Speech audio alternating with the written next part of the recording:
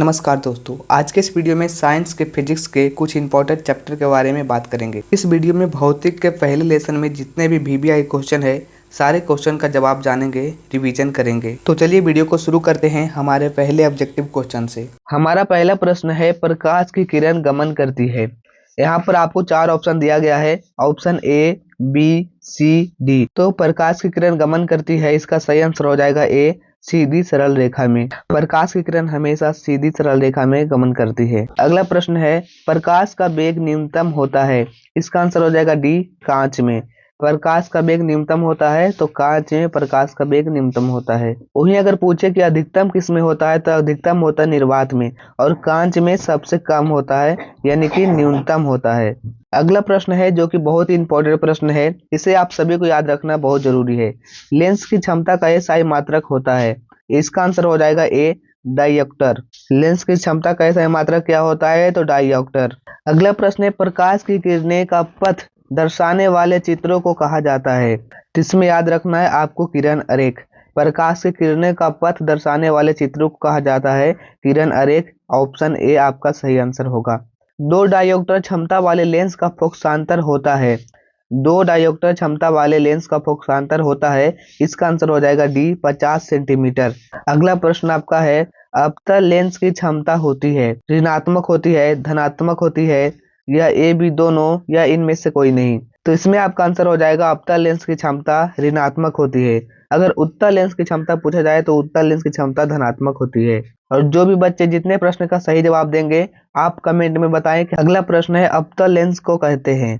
अवतल लेंस को क्या कहते हैं तो इसका आंसर हो जाएगा अपसारी लेंस। अवतल लेंस को अपसारी लेंस। वहीं उत्तल लेंस रहेगा तो आपका हो जाएगा अभिसारी लेंस।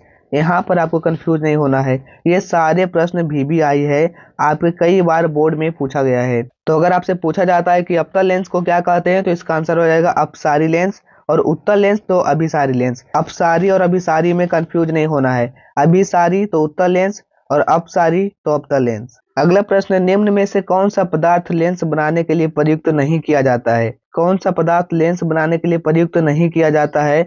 क्वेश्चन को आप लोग ध्यान से पढ़िएगा, अगर आप बोर्ड में क्वेश्चन को ध्यान से नहीं पढ़ेंगे तो आप कंफ्यूज हो जाएंगे, क्योंकि क्वेश्चन हमेशा सीधा नहीं दिया जाता है, घुमा के दिया जाता है। आपका एग्जाम में क्वेश्चन ऐसे भी आ सकता है कि कौन सा पदार्थ लेंस बनाने में उपयोग किया जाता है, यानी कि प्रयुक्त होता है।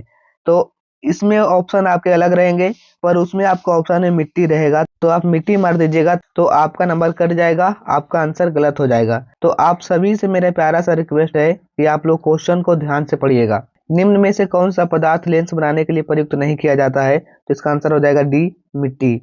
हमारा अगला प्रश्न है, किस दर्पण से हमेशा वस्तु से छोटा प्रतिबिंब प्राप्त होता है तो इसका आंसर हो जाएगा बी, उत्तल दर्पण। उत्तल दर्पण में हमेशा वस्तु से छोटा प्रतिबिंब प्राप्त होता है, क्योंकि उत्तल दर्पण जैसे बाइक है ना, बाइक का जो साइड में मिरर लगा होता है उसमें उत्तल दर्पण रहता है, आप उसमें देखेंगे हमेशा छोटा प्रतिबिंब बनेगा, जो पीछे व्यक्ति आते रहते हैं वो छोटे में बहुत ज्यादा दिखाई देते हैं। तो इसका आंसर हो जाएगा उत्तल दर्पण। उत्तल दर्पण में हमेशा वस्तु से छोटा प्रतिबिंब बनता है। अगला प्रश्न है, किस दर्पण से वस्तु का बड़ा प्रतिबिंब बनता है। इसका पहले तो जाने थे, छोटा प्रतिबिंब बनता है तो उत्तल दर्पण, और इसमें पूछा जा रहा है किस दर्पण से वस्तु का बड़ा प्रतिबिंब बनता है तो यह है अवतल दर्पण। अवतल दर्पण में हमेशा वस्तु से बड़ा प्रतिबिंब बनता है। यहाँ पर आपको कंफ्यूज नहीं होना है, अगर बड़ा पूछे तो अवतल दर्पण, छोटा पूछे तो उत्तल दर्पण। अगला प्रश्न जो कि बहुत इंपॉर्टेंट प्रश्न है, प्रकाश के प्रवर्तन के कितने नियम है। ऐसे तो आप सभी को याद होगा, जिसे नहीं याद होगा वो याद रखिएगा, ये क्वेश्चन बहुत बार एग्जाम में आ चुका है। प्रकाश के प्रवर्तन के कितने नियम है तो इसका आंसर हो जाएगा बी, 2 नियम है। प्रकाश के प्रवर्तन के 2 नियम है। जब प्रकाश की किरण हवा से कांच में प्रवेश करती है तो मुड़ जाती है, तो इसका आंसर हो जाएगा अभिलंब के निकट मुड़ जाती है। जब प्रकाश की किरण हवा से कांच की ओर प्रवेश करती है तो अभिलंब के निकट मुड़ जाती है, इसका होगा सही आंसर बी, अभिलंब के निकट मुड़ जाती है। अगला प्रश्न भी बहुत इंपॉर्टेंट है, यह भी बहुत बार एग्जाम में पूछा जा चुका है। इसमें दिए गए सारे क्वेश्चन इंपॉर्टेंट है, अगर आपको याद है तो अच्छी बात है, अगर नहीं याद है तो कंठस्थ से याद कर लीजिएगा, इसे आप लोग नहीं भूलिएगा। और कंफ्यूज सबसे ज्यादा यही सारे प्रश्न में होते हैं। तो आपका प्रश्न है, किसी मध्यम के अपवर्तनांक का मान होता है। किसी मध्यम के अपवर्तनांक का मान होता है, यहाँ पर आपका ऑप्शन है साइन आई बटा साइन आर, साइन आर बटा sine i, sine i into sine r, और sine i plus sine r. तो इसका आंसर हो जाएगा आपका ए, याद रखना है, साइन आई बटा साइन आर।